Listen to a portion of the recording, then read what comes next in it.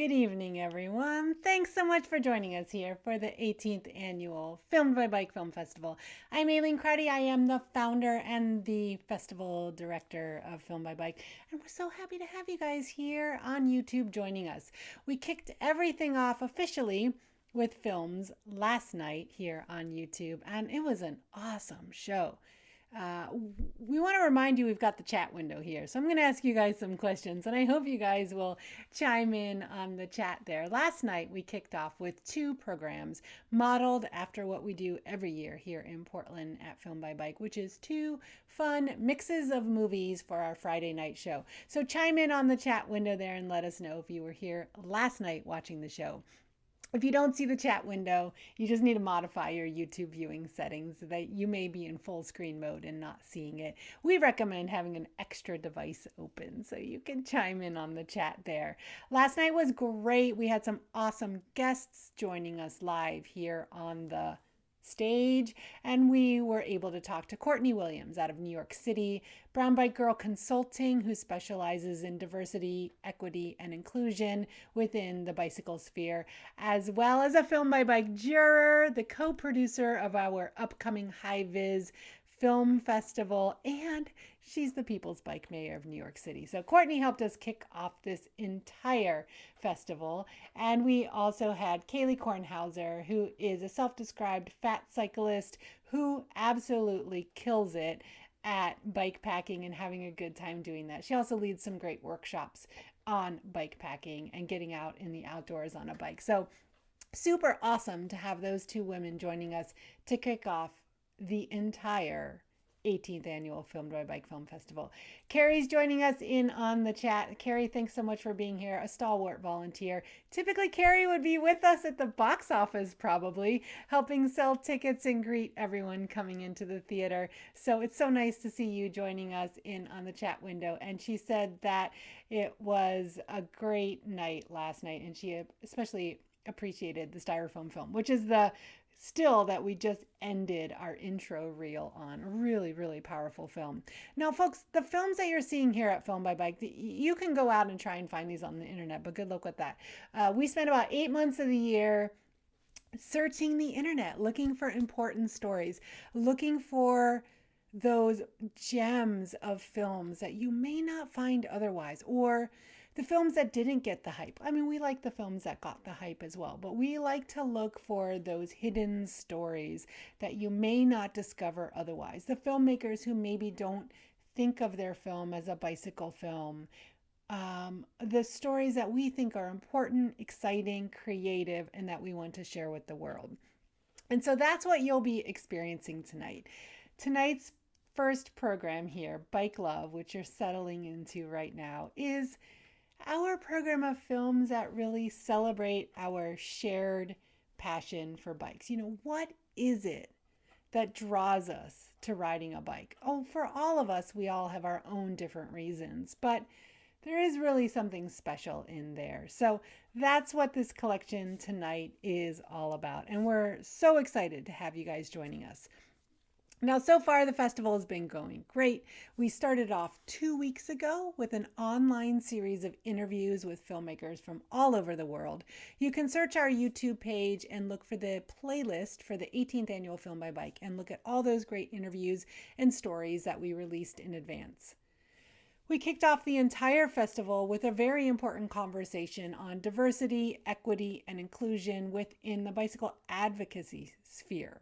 Because our goal here at Film by Bike is to entertain you, to celebrate bikes, to elevate biking, and also to encourage people or inspire people to ride bikes. But we knew we would be remiss to launch into this entire festival without acknowledging the very important, very real, and very immediate conversations that are happening all around us on diversity, equity, and inclusion, especially within the bicycle advocacy and bicycle culture spheres. The racial justice uprising and reckoning has been a wake-up call for a lot of people. Here at Film by Bike, we've been dedicated to bringing to the stage and the screen and our staff roles the voices of people who are often left left out of the conversation, to carve out space, make space, offer space, provide space for Black, Indigenous, people of color, and women who are so often left out of these conversations. So we kicked off the entire festival 2 weeks ago here on YouTube with a free roundtable discussion talking to bike advocacy experts from all over the world, or all over the United States, who talk about these issues on a daily basis, who live this real reality on a daily basis. It was cool. It was great. Those guests were really amazing and powerful, and I highly recommend you check that out in our playlist for the 18th annual Film by Bike here on YouTube. You'll find that. Now, tonight's going to be a great program, but before we get to that, I want to thank all of our filmmakers who are joining us. If you're a filmmaker joining us in the house tonight, whether you're here to watch your film that's in this program or another, if your film is in another program, let us know down in the chat window, over in the chat window, wherever it appears on your screen. Let us know. We want to know who you are, what film is playing for you, so that the audience can give you a big chat window round of applause. And we really want to encourage you to use that chat. You know, what a cool opportunity. If you are a theater chatter like I am, you're probably loving the chat window because it is a chance to say those little tidbits that are on your mind throughout the course of watching the movies without the audience shushing you or asking you to be quiet. Chat window, pretty cool in that regard. Also, pay attention to the chat window if you like a little background information. Throughout the course of tonight's program, I'll be offering you insight into some of the films, the filmmakers. If we've done interviews on the filmmakers, we will be including that in the chat window as well. And of course, we always love to hear from you. Where are you tuning in from? What other Film by Bike movies have you seen? Has Film by Bike come to your community? We'd love to know about that from you. And of course, we're celebrating our 18th anniversary this year. Super exciting to be here with you on YouTube. After 18 years of doing what we do, Film by Bike got started in the early days of a burgeoning bike culture here in Portland, Oregon. And we knew we were onto something. We knew it was exciting. Our community loved it. And we were always so eager to share this with other folks around the world. And we knew that one day we'd have a way to do that. So we launched our tour program, Film by Bike Travels all over the world, hosted by cities worldwide. We'll tell you more about that at intermission. And now with our YouTube opportunity, we can bring you this great program of films. And for the first time, our filmmakers from all over the world can join in and watch their films at Film by Bike without traveling to Portland. Though we do wish you'll travel to Portland. It's a lovely city. Right now we have wildfires. Not so lovely right now. But it is a great city to come visit. We also want to thank the Portland bike community. If you are in Portland, we want to hear from you in the chat window. Give us a thumbs up. Give us a heart sign. We're thinking about all of you as we go through what we're going through right now. But I can honestly say, as the founder and the festival director of Film by Bike, there is absolutely no way Film by Bike would exist to this day if it weren't for the Portland community, if it weren't for the Portland bike community, and later the Portland film community, who embraced us so wholeheartedly and told us to continue doing what we're doing. People like Carrie, who's in the chat window, a stalwart volunteer at Film by Bike, and all the other incredible volunteers who give of their time to support our festival, who show up when we ask them to, who work the ticket booth. You folks make Film by Bike what it is today. A big thank you to the Hollywood Theater here in Portland, Oregon, the beautiful, historic Hollywood Theater, who came knocking at the door asking us to move our film festival to their theater a handful of years ago, who really believe in what we're doing with this film festival. So thank you everyone in Portland for supporting us all these years. And to those of you who aren't in Portland, welcome. We're about to give you a glimpse of what we do here in Portland with our bike culture. And we're so excited to have a global audience tuning in tonight. So we're going to launch into the first half of the program. I'll come back on for a brief intermission to give you a little chance to reset, grab a glass of water, do what you need to do at intermission. In the meantime, we really hope to see you in the chat window talking about what you're watching, and get ready, you're in for a great treat. So without further ado, let's watch some bike movies.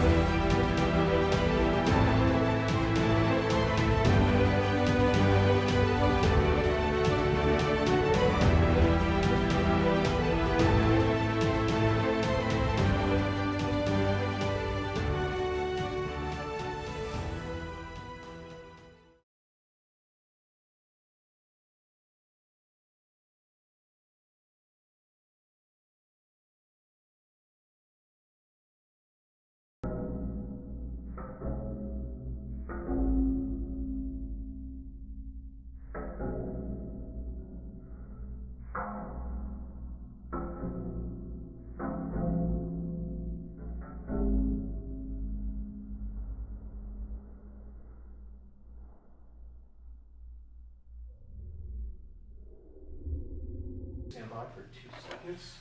Standing by.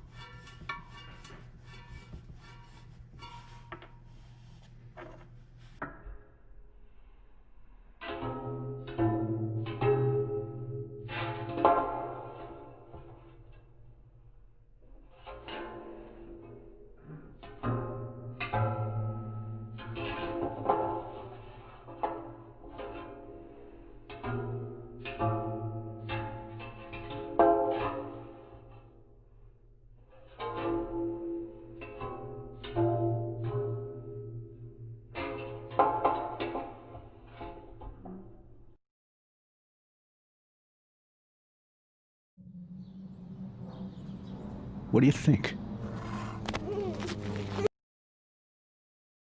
Should we tell him our story? Okay.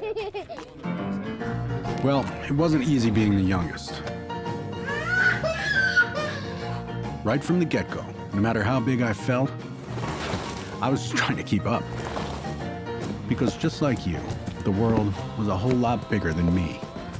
Oh, yeah. You're telling me, sister. But we still had fun. And it was awesome. Till it wasn't. But you always had my back. And I lived to fight another day. Because like Dad always said, every scar is one part story, one part wisdom.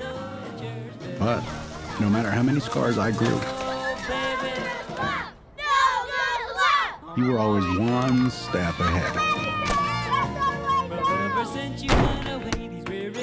Man, you thought you were so cool. But so did I. Except I was. It's worth it. Shotgun! I didn't get shotgun. We never got shotgun. Not touching. Cutting it close there. Not touching. Sure, you stacked up the wins. But with every loss, I gained a little ground. The matches got a little tighter, and the races a little closer. Until that day. Yes! Finally! Victory.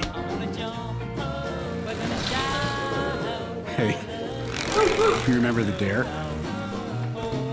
Mr. McCauley didn't think it was funny. Oof, neither did Mom. I really don't care if he dared you. But Mom, it was awesome. And it was so awesome. Oh, and that time you said, You got this. You got it. Yeah, alright, I got this. but I didn't. I'm not gonna lie. After all we'd been through, it was hard to see you go. But I knew it wasn't over. Because given time, blood just thickens. And we had unfinished business.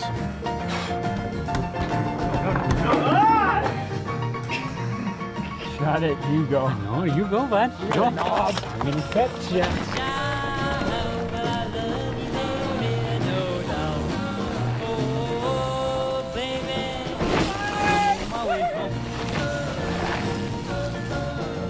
If I've learned one thing, it's that some things just never change.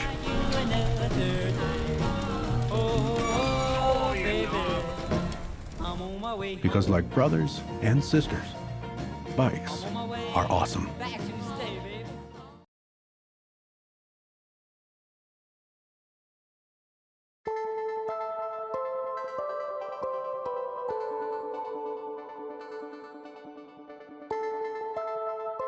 You know, today when there's so many things you can buy, like if you're, you know, I can't stop myself from making things. I really like to make things. And so there's, I think, somewhat of a moral obligation. If you're gonna make things, they need to be good. And so to me, that's like well built and it lasts a long time. I'm Adam Sklar and we're here at my workshop in Bozeman, Montana. This one is built in 1938 and that makes it my oldest machine. Makes a little bit of noise, but it makes nice parts. I love it, but it's like, I don't know, they're just, you know, someone asked me that question once, like, what tool would you grab if your shop was on fire? And there's nothing in here I would grab.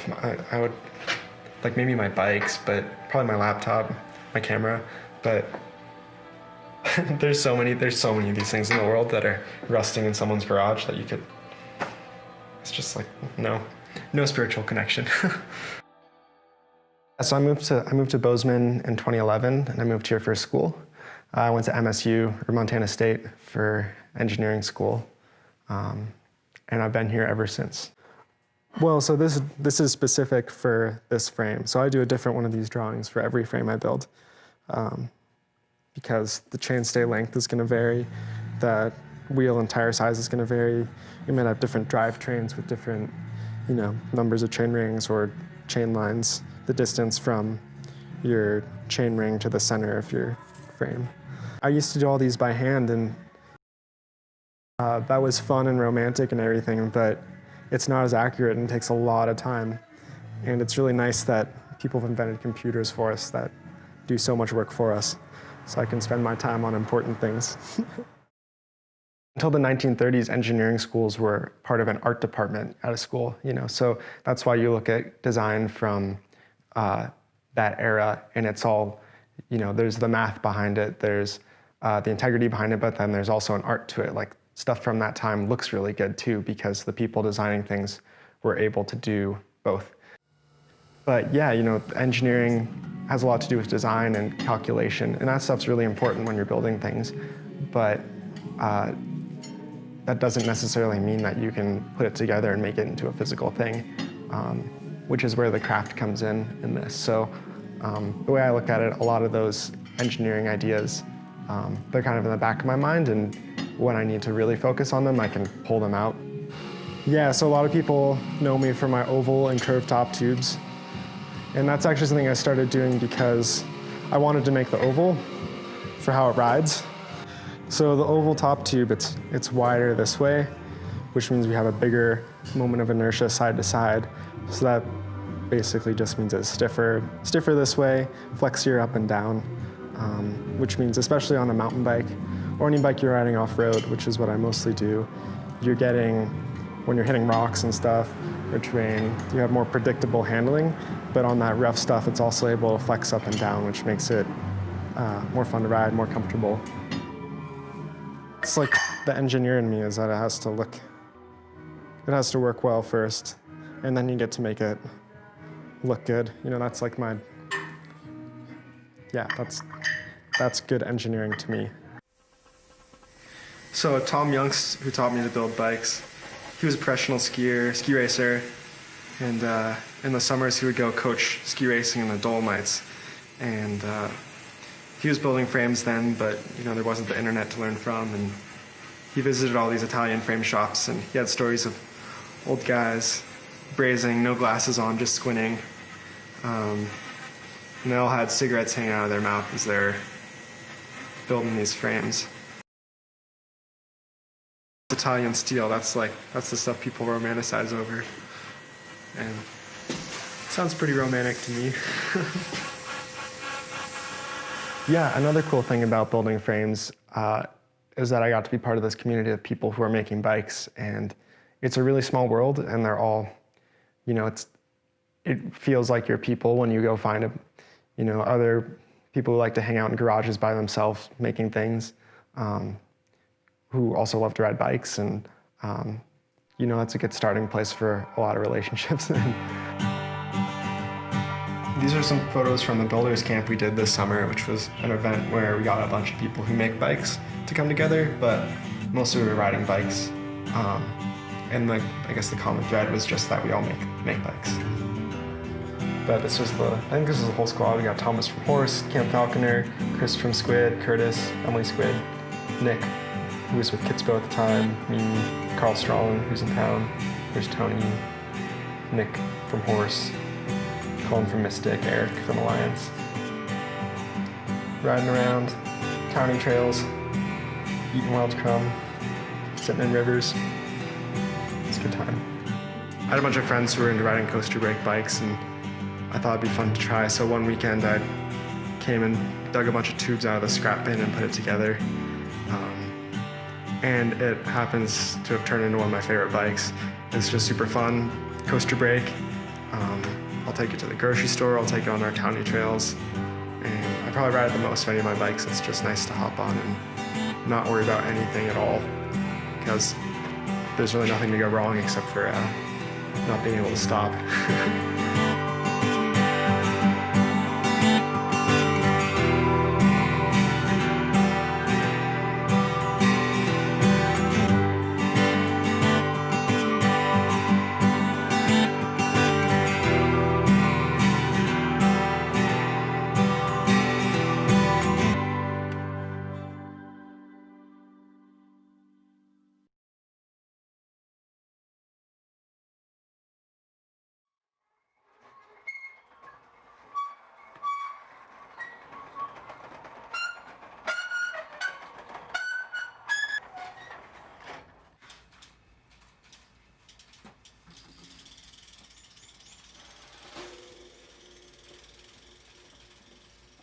僕が生まれ育った大阪は三方山に囲まれていて、ちっちゃい時から自転車で山を走って楽しんできました。葉っぱの色が変わったりする四季の移り変わりをすごい感じて育ってきたように思います。好きなことをしてるわけで、好きな家具を作りたいものを作って切り離せないんですよね。境目がないというか、遊んでんのと仕事との境目があまりないんです、感覚的にね。思いついてパッと作った新しいものがすぐにもう店に置いてまた人に見てもらえるんですよ。思ったらすぐにしたいんで、それが一番性に合ってる。僕にとってはそれが自然なことというかがない状態なんですよね。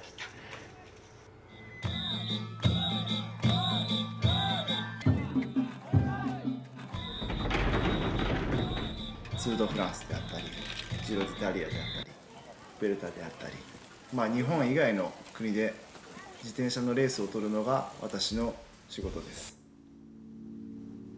よく考えたら昔から写真撮るのが好きでしたし、自転車を言葉で書くだけじゃなくて写真で撮ることによってもっといろんなものを見せれるんじゃないかと思ってこの仕事が始まりましたね。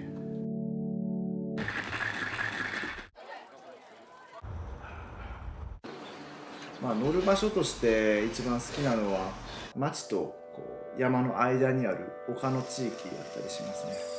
町が山にせり出してて、で山が町にせり出してて、自然と人間の生活の間を縫うように走るといろんなものが見えてきたりして面白いです。自分で行けるようになった中学生の時はその時に買ったマウンテンバイクで、よく行ってたのが市議さんとか金剛さんなんですけど、子供にしては遠出なんですけどね、片道20キロとか川沿いを伝って行ったれとかっていうのを考えること自体がすごい楽しかった。そしたらまたこんなとこにこんな古い建物あったのかとか、マウンテンバイクで行って担いで山上がって、いい場所見つけてはコーヒーとクッキーを楽しんだり。自転車乗ってるのはもうどんな自転車であってもどこであっても楽しいんですよ。いろんな国から帰ってきて大阪の景色を見る。まあ海もあって山もあって丘もあって大阪自体すんごい大きい街なんですけど、コンパクトではないにしろ全てがうまく収まっている街のように感じて、昔からまあ商人の街としていろんな貿易の街として栄えてきて、まだその気質が人の中に残っていたりして、だからこそお話好きで商売っ気があったり、まあ賑やかで活気がある街やなと思います。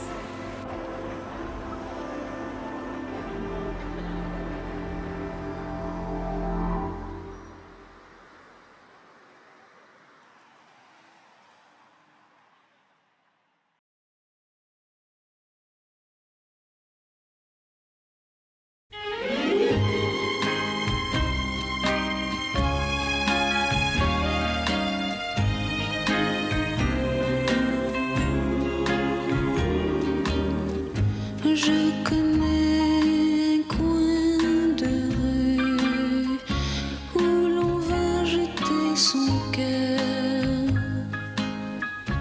quand le pauvre ne sait plus que répandre des pleurs.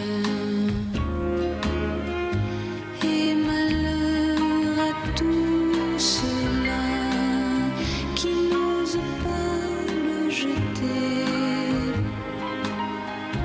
et reviennent sur le pas avec un cœur usé. Dans la rue des cœurs perdus, ce soir c'est à mon tour. Dans la rue des cœurs perdus, d'aller pleurer mon amour. Mais j'ai peur et n'ose pas jeter ce cœur qui t'aimait, car peut-être un jour, qui sait, j'en aurai du regret. Car peut-être un jour, qui sait, j'en aurai du regret.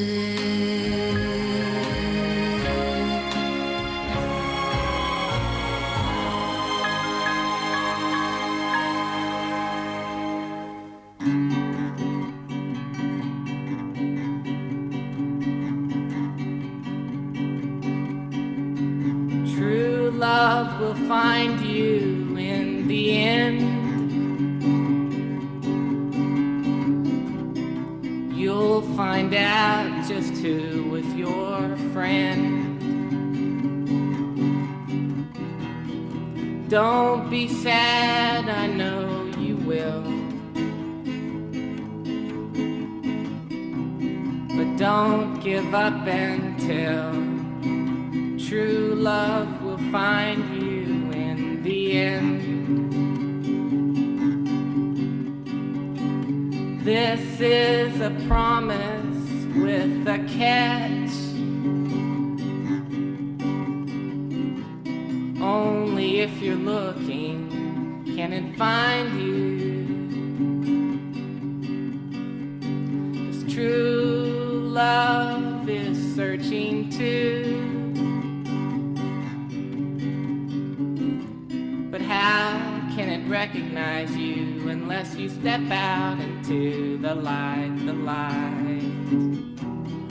Don't be sad, I know you will. But don't give up until true love will find you in the end.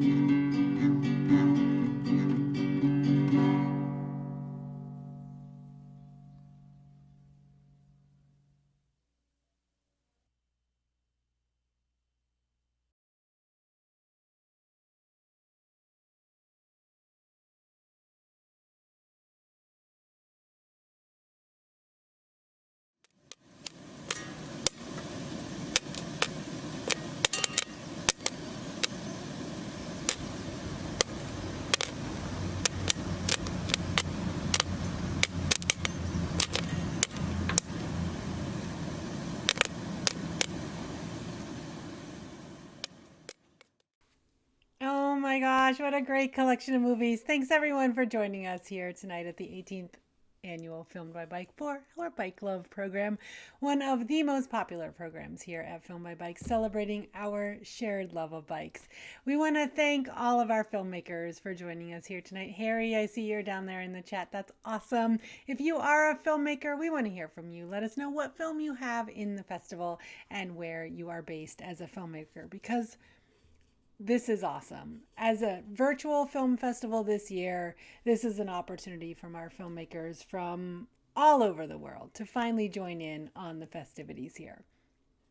Film by Bike is a film festival featuring the world's best bike movies. We got our start in the early 2000s here in Portland, Oregon, and we've always been a Portland-based film festival. Every May, we feature this annual collection, this new collection of the world's best bike movies at the beautiful, historic Hollywood Theater here in Portland, Oregon. After that, we wrap up our film collections into different programs, 2 different programs that go on the road and tour to other cities worldwide. This is an opportunity for communities to bring in Film by Bike. They can request that. You can request that. We do virtual and in-person events, and it's a chance to bring Film by Bike to your community, to host your own event, to style it up however makes sense for your community, and to raise funds for important causes, whether that's for your local bike advocacy organization or for a trail work project. Coming up, we've got a great show up in Kelowna, up in BC, Canada, and it's for a Rail to Trail project. And they're raising funds and awareness for this beautiful Okinawa Trail up there. Ashley, the organizer of that event, actually rode his bike from Kelowna all the way down to Portland. That's awesome, right? Can we just like pause on that for a moment? So he rode his bike all the way from Kelowna to Portland, Oregon, took a beautiful trip down here and joined us for our 2019 festival. And he liked what he saw so much that he decided to bring the festival up there to Kelowna as a fundraiser and awareness raiser for that trail project. I just think that's so cool. Now, folks, this is intermission. We've got just a couple minutes here before we get back into the program. We've got the chat window open, and we would love to hear from you. Let us know what you thought of those films so far. This is our Bike Love program. It's all about this shared passion we have for bikes. You know, when quarantine hit, when all the chaos of the world has struck, everybody goes through something. But those of us who love bikes, we go through something that is a unifying thread for all of us. And that's, to me, why we really put some thought into this Bike Love program and what it means and the stories that we're sharing here. Now, you may notice throughout the fabric of our festival, we do what we can to bring to the stage and to the screen the voices of people who are often left out of the conversation. We spend 8 months of the year scouring the internet and working with our global community of filmmakers to bring in the stories that are often underrepresented. We work hard to find these stories, and the reality is there aren't a lot of those stories out there in the bicycle realm, and that means stories by women and people of color. That's why we're so proud to, last night, we just launched our brand new program. It's a grant program for emerging filmmakers who are Black, Indigenous, and all people of color. This grant program is going to fund at least 2 filmmakers to make a film this year. This is a brand new program that we're launching. It's an ongoing grant program, and I will add a link once the movies start. I will add a link into the chat window for you so you can donate to this program. The more funds that we bring in, the more films that we will be able to award. Again, we're launching this program this year. We're committed to funding at least 2 filmmakers, 2 films, and this is an ongoing program. Your donations will make a huge difference in how we can help these filmmakers tell their bicycle stories. We know that there are many barriers to making a film, and we know that funding is a huge part of that. This afternoon, we had a great workshop on Instagram with Courtney, the Brown Bike Girl, and filmmakers talking about this very topic and talking about the fact that funding is always an issue, but for Black, Indigenous, and people of color, it is even more of a barrier. That's why we started this new grant program called the BIPOC Filmmaker Grant, and we're so excited about it. You can see our website at filmbybike.org. We'd love to see some donations come in tonight. The grant is well underway, and donations were rolling in all last night. So let's see what this Saturday night crowd can do. We really want to see this grant go far. Also, we want to remind you that you can vote for your favorite movie, filmedbybike.org/vote. Let us know which movies you're loving. And also, don't forget, we have the High Viz Film Festival, co-produced by Courtney Williams, the Brown Bike Girl consultant, also the People's Bike Mayor of New York City, and also a Film by Bike juror. Courtney helped us put this program together, and it's coming up October 2nd and 3rd, celebrating the bicycle stories of Black, Indigenous, and people of color from our archives, as well as some brand new films. Oh my gosh, we've got a lot going on. We're really excited to have all of you here tonight. I hope you guys have been enjoying the films. And if anybody thought this program started at 6:30, I apologize for that. We did have a glitch with the YouTube system in that we did change the program time a couple weeks ago. We also sent out an email to all of our ticket buyers letting you know that that program time had changed. But unfortunately, that time didn't get synced up here on YouTube. But the beauty of these watch live or later programs is that you can always fast forward, rewind, or rewatch at any time. And we hope you will do that. So without further ado, we're going to move into our second phase of the night. We've had some really great films that we're showing throughout the festival. And Bike Love is our opportunity to show you some of our favorites that really talk about why we love bikes, that really showcase that kind of niche element of being in love with bikes. So without further ado, we're going to move into the second half of the program, Bike Love Part 2. Thank you all so much for being here tonight.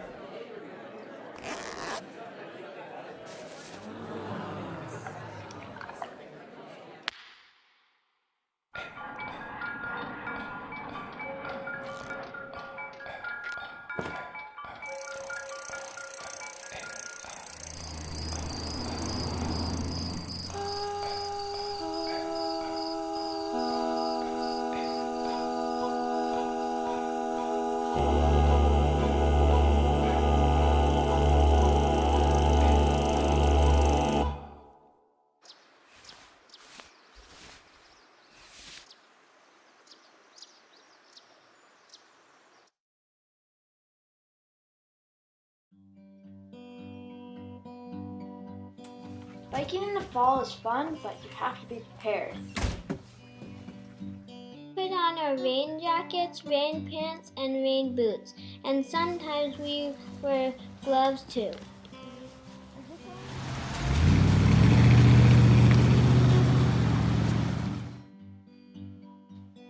Sometimes in the fall you'll want a light for your bike so cars can see you.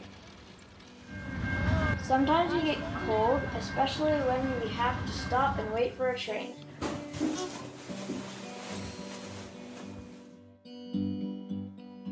Some of my favorite things about biking to school in the fall are biking through crunchy leaves, making tracks on the frosty grass, splashing in big puddles, and stopping to collect chestnuts on the way.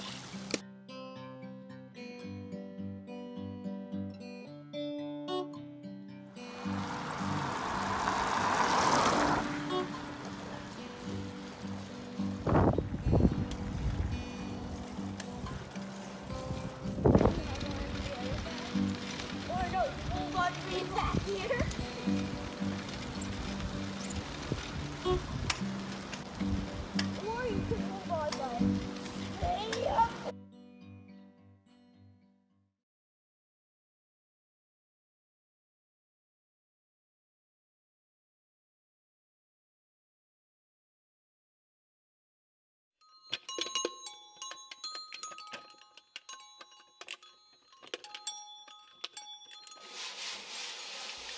De wilde buffels eten kaas en drinken bier ook toch zo graag.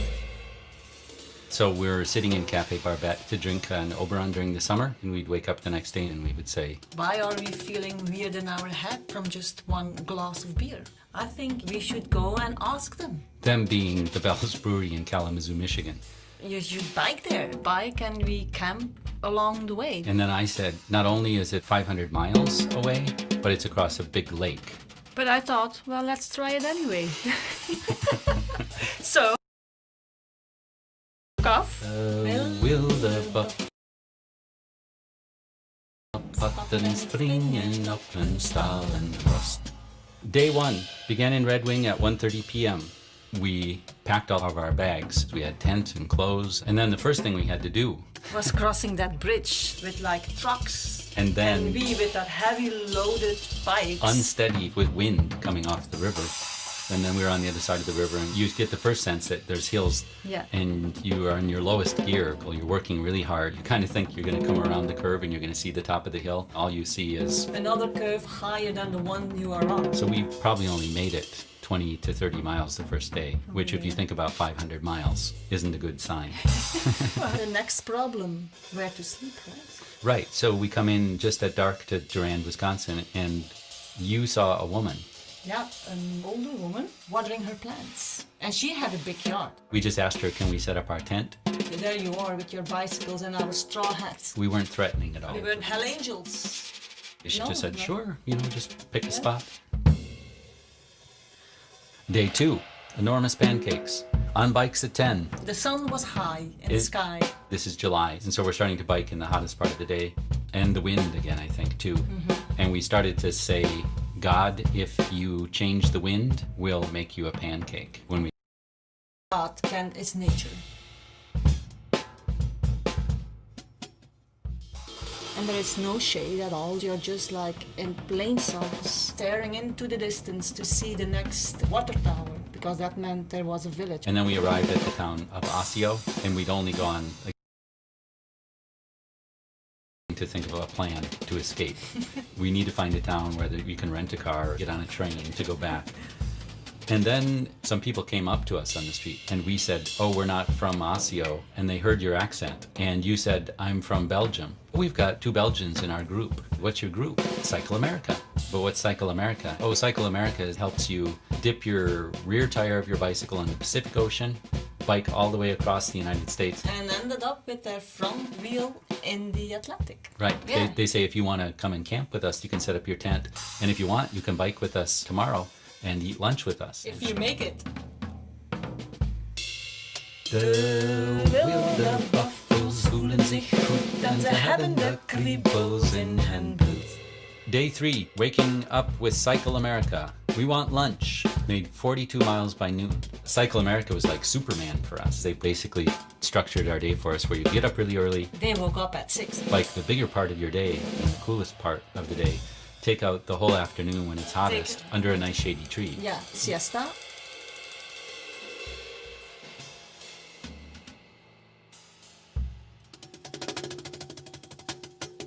And then it's hard to get back on the bike. Your behind is so sore and stiff. Right.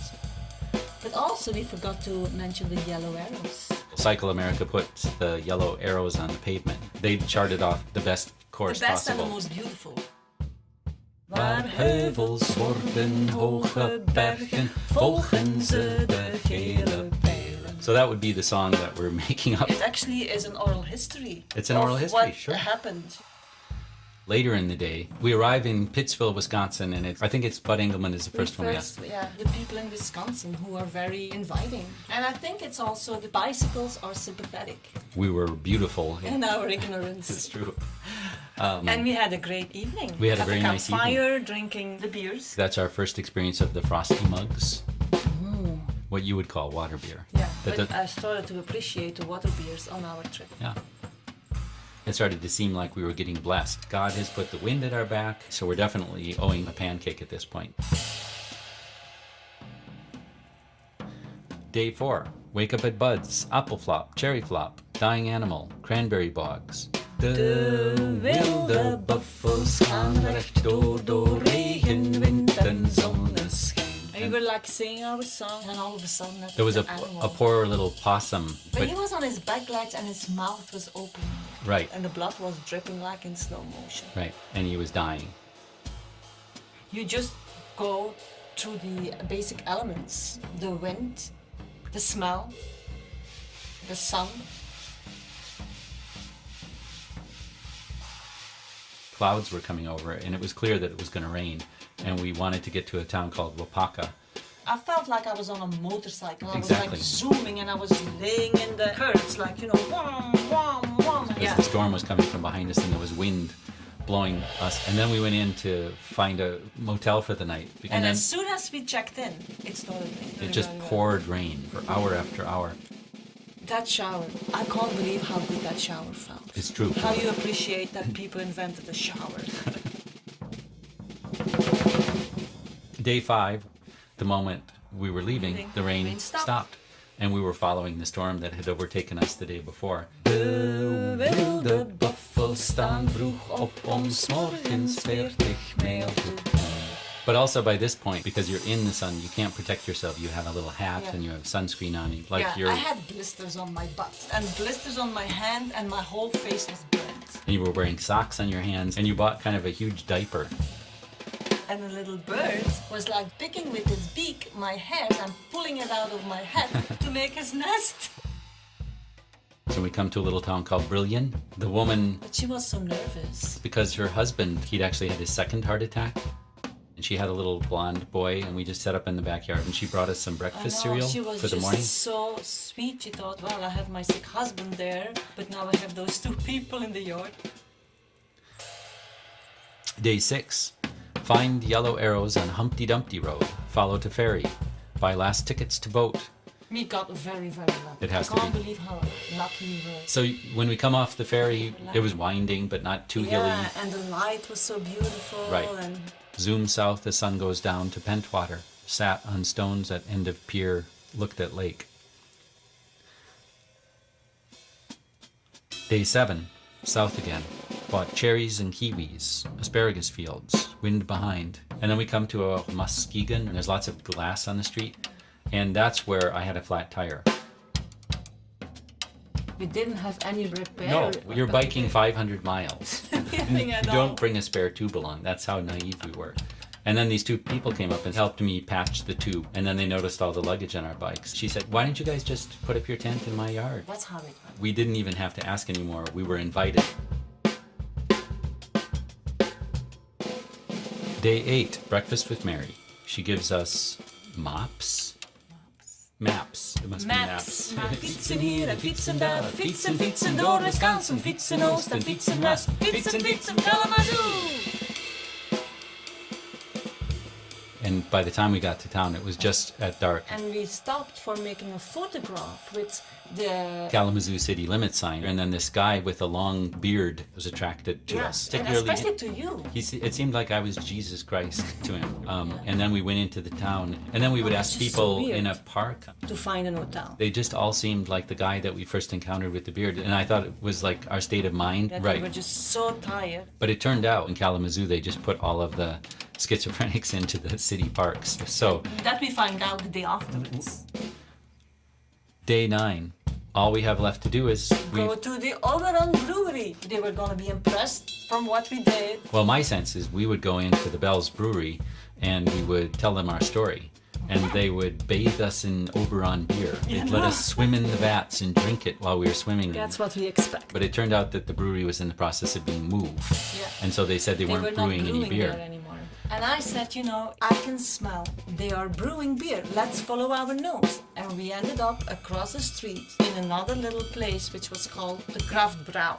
A warehouse building, and at the end of it was a bar with multiple taps, and All photographs of the Tour de France. on the walls were big posters in black and white of they're stopping and they're drinking beer in the middle of the Tour de France, and they're smoking cigarettes to open up their lungs for the mountain stage. In the craft brow, we met Bert. His biggest enthusiasms in life were Belgian beer and bicycling. And bicycles. And so we told him our story, and he treated us like kings.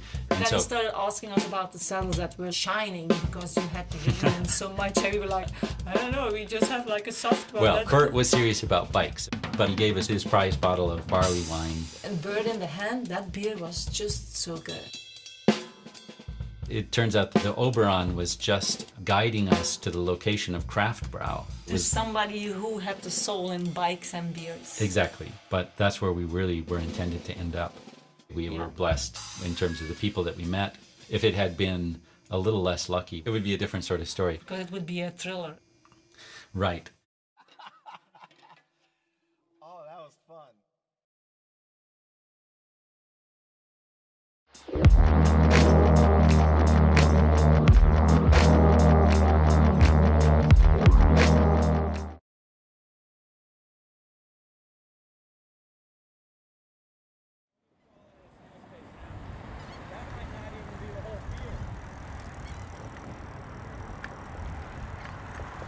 You have a real feeling there of what a kind of recovering post-apocalyptic landscape might look like.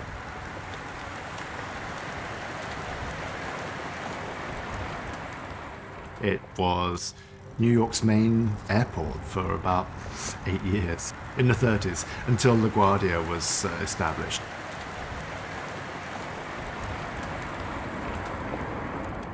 Various famous early aviators took off and landed from there. So it has this kind of luster, but it's pretty faded.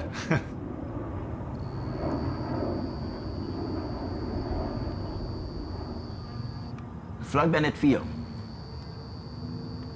It's a totally different way of racing out there. It's just fast all the time. And it's wind. And if you don't know how to cut the wind and you don't know how to ride someone else's wheel, you will get dropped before you know it.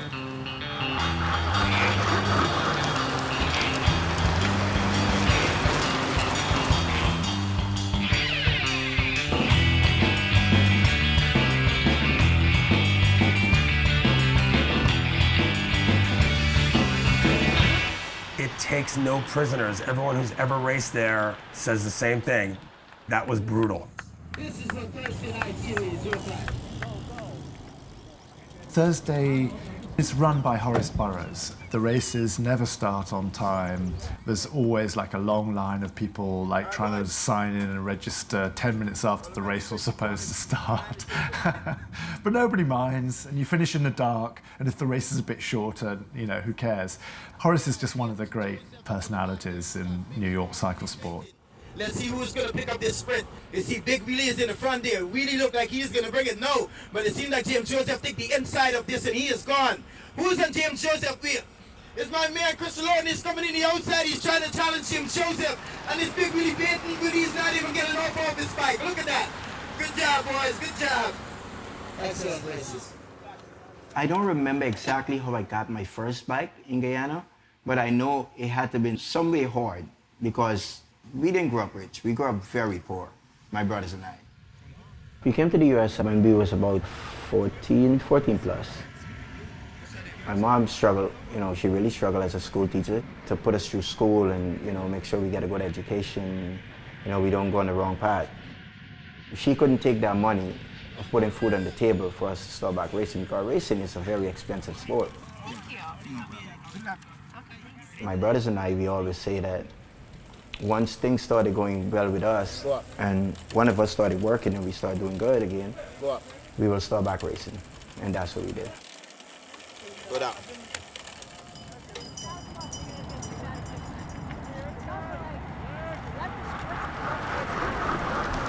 My name is Kim Jones, and I'm from New York City right here. I'm retired, except from cycling. I still do that. So that I've been doing for close to 40 years. I come to the races, register, I marshal, help out. And I got to meet all kind of different people, which is very good. My name is Carlos Joaquin Tejeda Villar. I'm from Dominican Republic. Eric Post from Sweden. My name is Paul Carbonara. I'm from New York, New York, born and bred, and I'm a musician. Rock and roll guitar player, I guess. My name is James Joseph. I work at a school as a custodial engineer. I am an actor. I work in a big data group in JP Morgan. I'm in the circus. I'm in finance. Same thing. I'm a JetBlue pilot. I'm a taxi driver. You make a lot of friends. You learn a lot about people. and how they are, and you learn to deal with people, which is what you need a lot more of anyway. What's up? I'm Jimmy. All right. How you doing? Jerry, all right. Jimmy. What's up? Hi, I'm Jimmy.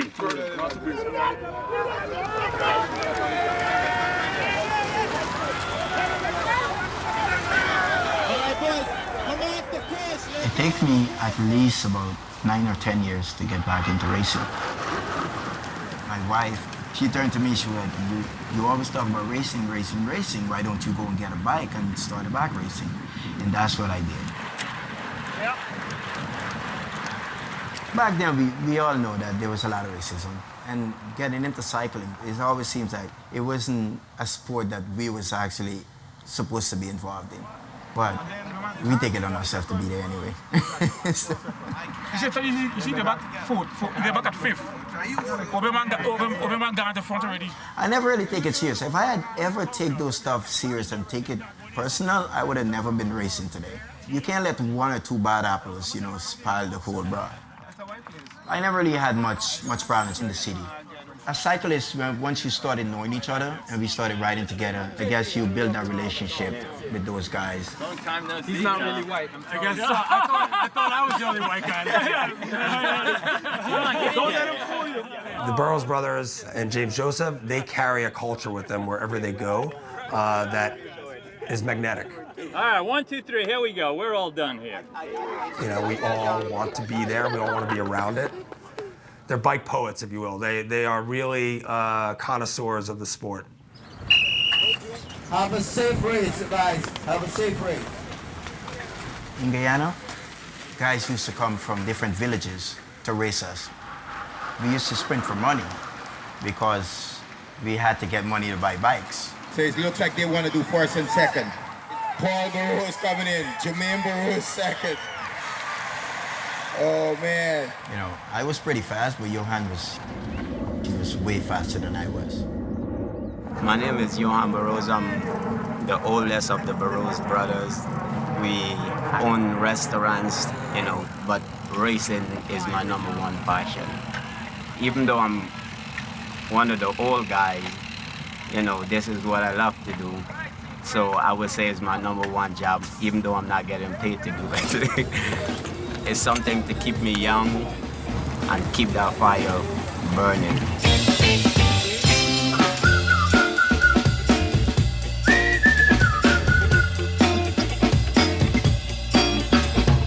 Racing and promoting races is a part of my life now. It's something that I have to do. I think because it brings happiness to me. You know, I'm happy when I do that.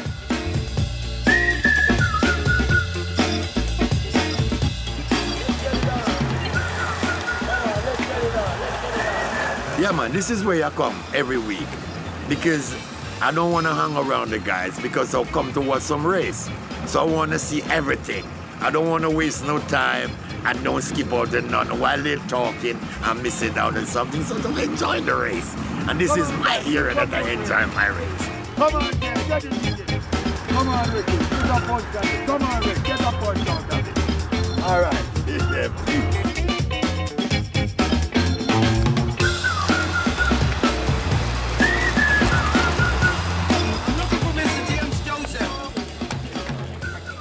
Come over here, man. This is the man that inspired me years ago, so I have to make sure you show him that respect, you know?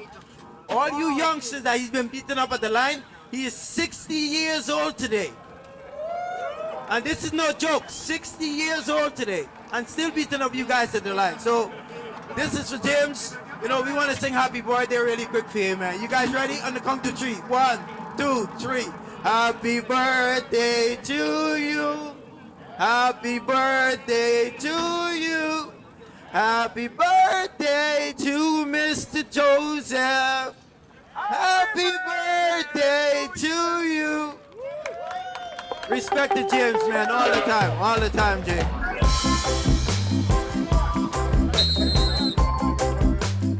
James started racing from since when he was about 12, 13 years old in Guyana, South America. I learned everything that I'm telling you is from the track. He was a Caribbean champion. He was a Commonwealth Games champion. He went to Russia. He actually went all over as a professional cyclist. And up to today, James still riding. Used to the damage he doing to the fellas. He went to Somerville 2 years ago in the Masters. And there's one of the biggest races of the whole country. James is what I call the true champion. He never came off the bike. Always racing, never stopped. Not like me. I came off about 30 years and now I'm back on it. Godfrey Paldor is another champion, right? Godfrey Paldor ride all over the world representing Guyana. And there's another true champion. He ride in Colombia, win big races in Venezuela, all over. Pally, where you riding? The BQE? With all them big trucks? 70 miles per hour. My name is Godfrey Polidor. I'm from Guyana. I work as a heavy equipment operator in Brooklyn.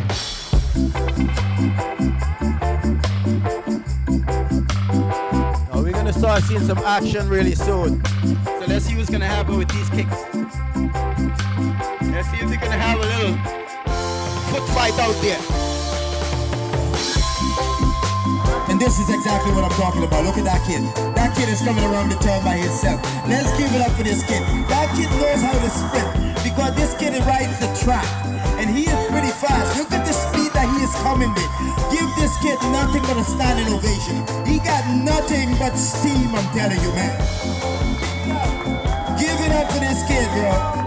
Give it up for him. And look at these old guys just sprinting for second place. I love to make fun of them. That kid just took them to school, I'm telling you. Good job, boys. Look at this kid. This kid he's not even breathing. Look at him. He's not even breathing. I have to wait till all these old pros come back over here and let them see who is the new pro.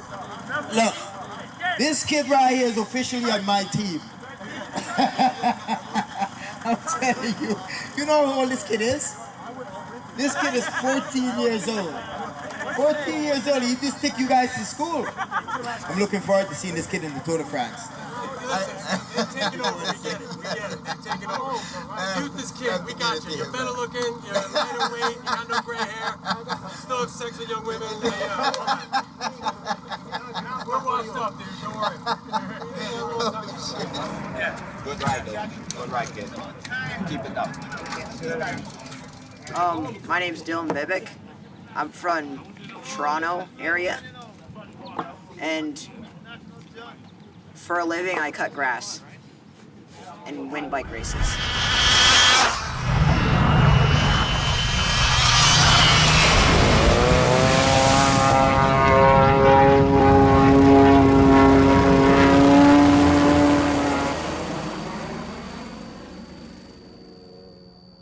It is certainly a stress relief. Man, I don't think I've ever been on the bike thinking afterwards that I shouldn't have gone. It is always worth it, always. And of course it puts you in the present, the wind against your skin and all these things. It just makes you feel really alive.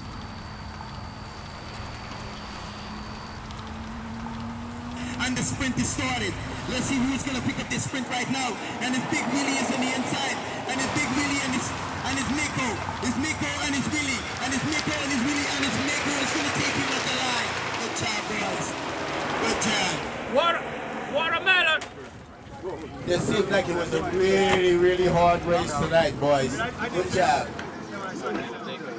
It is hot. You're wearing like a full wool shirt under there as well.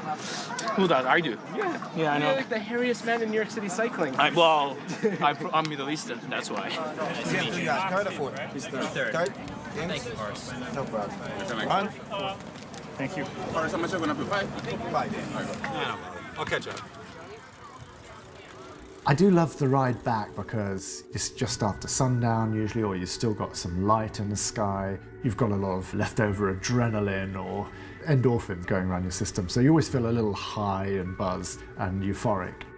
And Manhattan comes closer and closer. It's just a delight. And coming back over the bridges at that time of night on a warm summer evening, you feel good.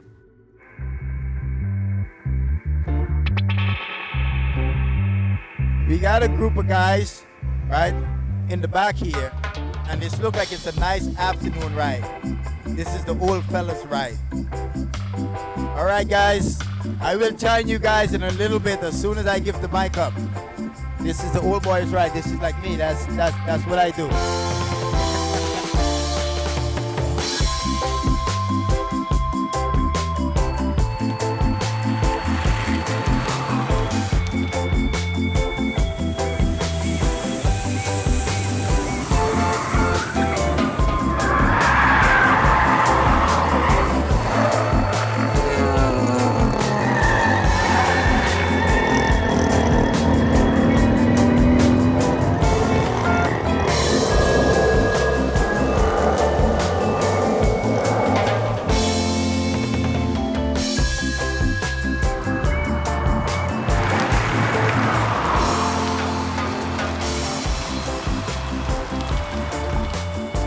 Runners up.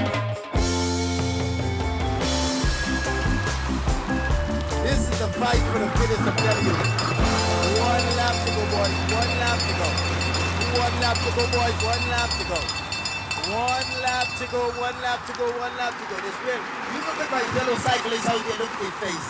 These guys saying, I don't need another lap. That's it. Just give me the bell now. Finish this race. That's it. I don't want any more laps. The remainder of the field is coming around here in a minute.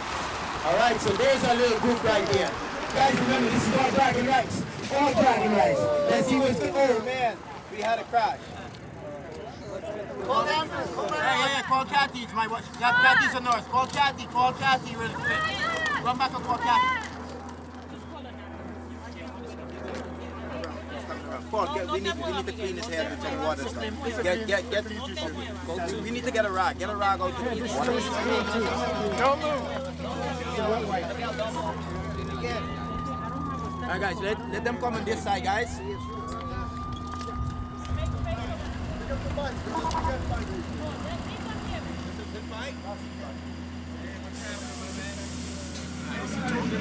Hey, where are you, sir? Alright, what time of day is it? Way back, right?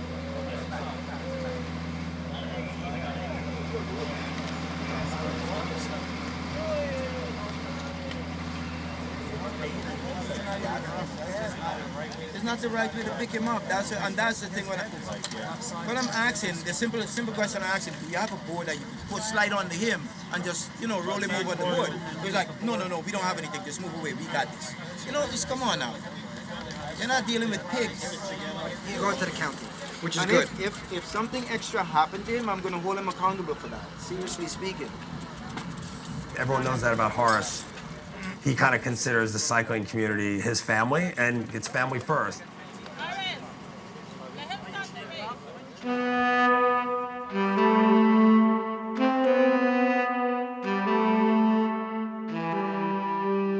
He's been holding on to that race for a long time, really for the good of the community. I know that for certain. Is tonight the last night? Tonight's the last night? Yes. All right, guys, so I want to thank you guys again for having a wonderful series, guys. I'm happy to put in at least 8 years of my life into doing this, but unfortunately, I'm going to tell you guys this from the bottom of my heart, man. I can't do it in another year. You say that every year. No. But this is really deep now, I got... We'll keep it short, series. Where's my little one at? Where's Elijah? Elijah, where are you? 1 month series. I don't even spend much time with my nieces and my nephews like I used to before. And my son got bad asthma, so I gotta do a lot with him. So I have to take care of the little one. I can't do it another year, dude. I wanna thank you guys again, man, for actually coming out, supporting the series. If we have someone that want to take it up, like I have Jack wants to do it, JP is going to sponsor it again. So, it's just that I have a lot on my plate. Okay, so if you need my assistant, I'm willing. Yeah, I'm going to talk to Horace. Okay. Yeah, thank you. Thanks, guys. Don't worry. I be more than your sidekick. I be inside there just For me and my brothers, everything that we do, you understand, is revolved around cycling. We work hard. Where we came from, was nothing really. We didn't get paid from cycling, but I think cycling is one of the things that give us what we got. All right? 4-5 on Masters to the line. Nice being here. I'm about to go and whip some butt.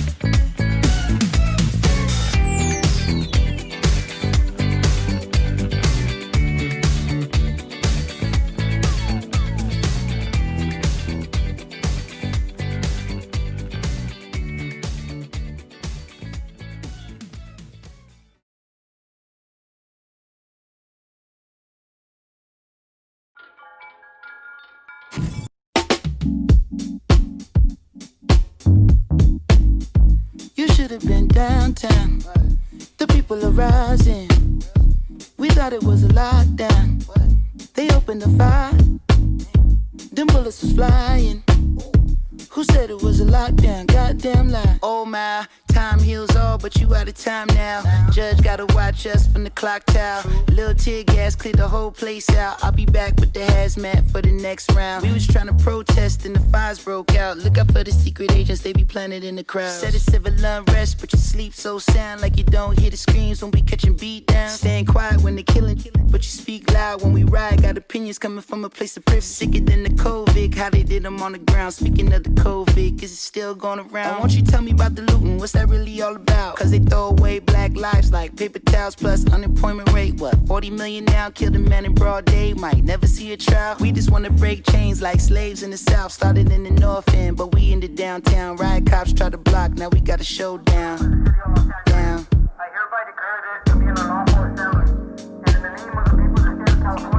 You should have been downtown. The people are rising. We thought it was a lockdown. They opened the fire. Them bullets was flying. Who said it was a lockdown? Goddamn lies. Downtown, where I got popped with the rubber bullet tray down. Got it in my name now. I'm a shooter. Never understand why they do it. Someone cut the channel off the news before I lose it. I ain't even tripping. If you with it, then we lootin'. Let me put this Louis in the back of Suzuki. Oh, he had to break it down so smoothly. They gon' say it's not about race, but we moving. Oh, pow, got the tray pound. Had to put in my name. What should play now? Any given day, I'll be headed to the pulpit. Say a little prayer. Matter of fact, I need two of them. Ooh, won't he do it? Won't he do it? Ooh, this ain't 92, so we in the new rules. Though we got hips, so we don't lose the projects. About to hero deal with my little cousin Marcus. Someone threw a whole brick in the Neiman Marcus. Help me put the whole mannequin in the charger. You should have been downtown. The people are rising. We thought it was a lockdown. They opened the fire. Them bullets was flying. Who said it was a lockdown? Goddamn lie.